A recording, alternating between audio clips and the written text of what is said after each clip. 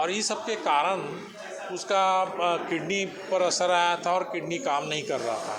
तो हम लोगों ने इस पेशेंट को डायलिसिस पर रखा और वेंटिलेटर का सपोर्ट दिया शुरू से।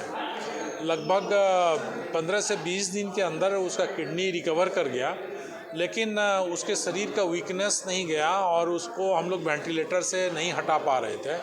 तो फिर हम लोगों ने उसको ट्रेकिया में एक ट्यूब डाला और वेंटिलेटर से उसको ऑफ कर दिया। तो वो पेशेंट ऐसे तो रिपोर्ट के हिसाब से नॉर्मल थी, बट उसके शरीर में कोई अंग काम नहीं कर रहा था। मतलब जैसे उसका हाथ नहीं उठ पा रहा था, उसका पाँव नहीं उठा पा रही थी, केवल वो देख रही थी और कॉन्शियस थी, बोल रही थी, बट उसको बहुत सीवियर वीकनेस था।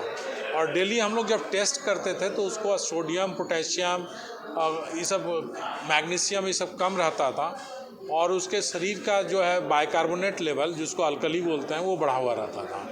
फिर हम लोगों ने बहुत गहन अध्ययन किया, उसका लिटरेचर देखा, तो हम लोगों को समझ में आया कि ये बीमारी एक रेयर किस्म का बीमारी है जिसको हम लोग जीटलमैन सिंड्रोम बोलते हैं। और फिर जब उसके हिसाब से हम लोगों ने दवाई चालू किया तो वो पेशेंट का सब कुछ ठीक हो गया। उसका इलेक्ट्रोलाइट नॉर्मल हो गया, उसके शरीर का अल्कली नॉर्मल हो गया, उसका हाथ पांव उठना चालू हो गया, वो खाना पीना ठीक से शुरू कर दी। Doctor Ashok Kumar Vaidya, senior consultant nephrologist and director renal sciences, Paras HEC hospital Ranchi से बोल रहा हूँ।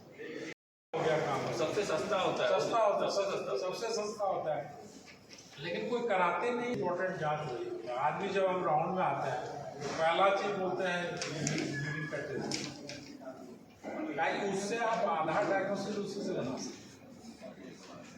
उसके बाद ब्लड का सिर्फ वो यूरिया का